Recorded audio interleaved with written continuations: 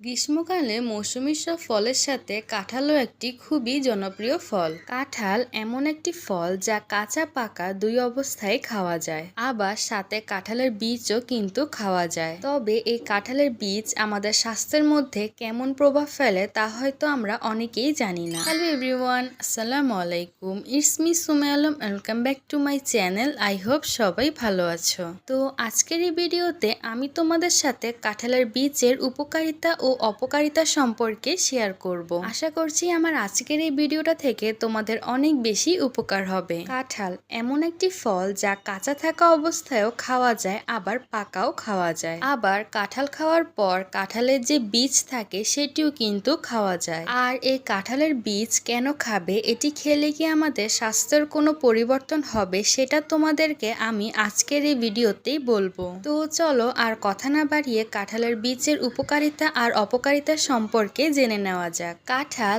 এমন একটি ফল যার কোনো অংশ ফেলতে হয় না, যদিও এই ফল অনেকেরই পছন্দ না, কিন্তু এই ফলের বীজের পুষ্টিগুণ জানলে খাওয়ার ইচ্ছে কিন্তু বাড়তেই পারে। পুষ্টিবিদদের মতে কাঁঠাল খাওয়ার পর বীজগুলো একেবারে ফেলে দেওয়া উচিত নয়। এই ফলের বীজে এতটাই পুষ্টিগুণ যার কারণে একে বাদামের সঙ্গে তুলনা করা হয়। অল্প খরচে শরীরের পুষ্টি চাহিদা মেটাতে এই সময় কাঁঠালের বীজ খাওয়া যেতে পারে। প্রোটিন থেকে শুরু করে এতে আছে potassium, calcium, zinc, iron, phosphorus ও ফাইবার। কাঁঠালের বীজ শরীরের রোগ প্রতিরোধ ক্ষমতা বাড়াতে সাহায্য করে। প্রতিদিনের খাবারে কাঁঠালের বীজ রাখলে আপনার শরীরের আয়রনের মাত্রা বাড়বে। এই বীজে প্রচুর পরিমাণে আয়রন থাকে। কাঁঠালের বীজ হিমোগ্লোবিনের একটি উপাদান। আয়রন সুস্থ রাখবে আপনার মস্তিষ্ক ও হার্টকেও। কোষ্ঠকাঠিন্য দূর করে বিপাকক্রিয়া বাড়ায় কাঁঠালের বীজ। প্রচুর ফাইবার থাকে এতে, যা ডায়রিয়া নিরাময়েও ব্যবহার করা যেতে পারে। কাঁঠালের বীজ রোদে শুকিয়ে গুঁড়ো করে নিলে এটি বদহজমের সহজ হোম রেমেডি হতে পারে এই পাউডার। কাঁঠালের বীজ বেশিরভাগ সময় ভর্তা করে খাওয়া হয়,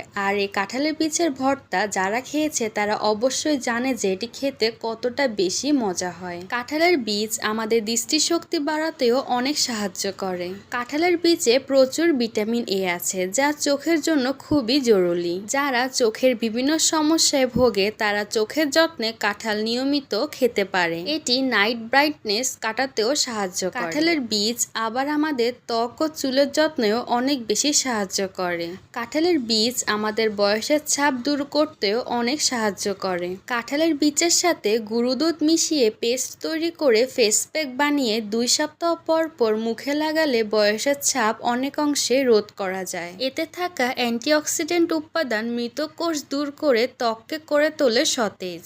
কাঁঠালের বীজে থাকা ভিটামিন এ চুলের স্বাস্থ্য ভালো রাখে। চুলের আগা ফেটে যাওয়া রোধ করে এই ভিটামিন। কাঁঠালের বীজে থাকা প্রোটিন ও আয়রন চুলের জন্য টনিকের কাজ করে।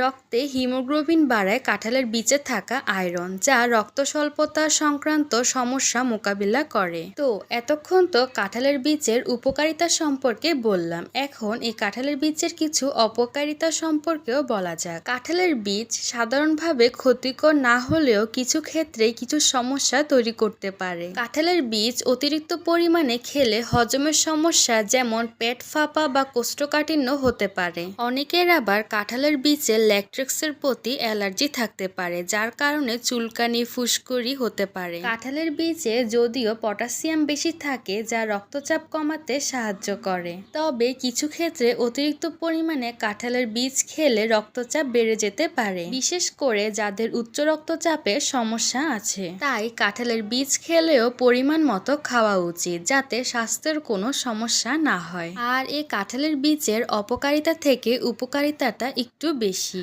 কারণ কাঁঠালের বীজ আমাদের স্বাস্থ্যের জন্য অনেক উপকারী। কাঁঠালের বীজে থাকা পুষ্টিগুণ আমাদের দেহের বিভিন্ন সমস্যা দূর করতে সাহায্য করে। আর এই কাঁঠালের বীজের গুণাগুণ যা বলে শেষ করার মতো না। তবে আমি কাঁঠালের বীজের উপকারিতা আর অপকারিতা সম্পর্কে যতটুকু পেরেছি তোমাদের সাথে শেয়ার করার চেষ্টা করেছি। আশা করছি আমার আজকের এই ভিডিওটা তোমাদের অনেক বেশি উপকারে আসবে। তো আমার আজকের ভিডিওটা যদি তোমাদের কাছে ভালো লেগে থাকে তাহলে অবশ্যই একটা লাইক দিয়ে দিবে, আর কমেন্ট করে জানাবে তোমাদের কাছে আমার ভিডিওটা কেমন লেগেছে। আর যারা এখন আমার ইউটিউব চ্যানেলটাকে সাবস্ক্রাইব করনি তারা অবশ্যই আমার চ্যানেলটাকে সাবস্ক্রাইব করে দিবে, তাহলে আমি নতুন নতুন ভিডিও দিলে তোমরা সহজেই পেয়ে যাবে। আর যদি তোমরা আমার ফেসবুক পেজ থেকে ভিডিওটা দেখে থাকো তাহলে অবশ্যই আমার পেজটাকে ফলো দিয়ে যাবে। তো সবাই ভালো থাকবে, সুস্থ থাকবে, আল্লাহ হাফেজ।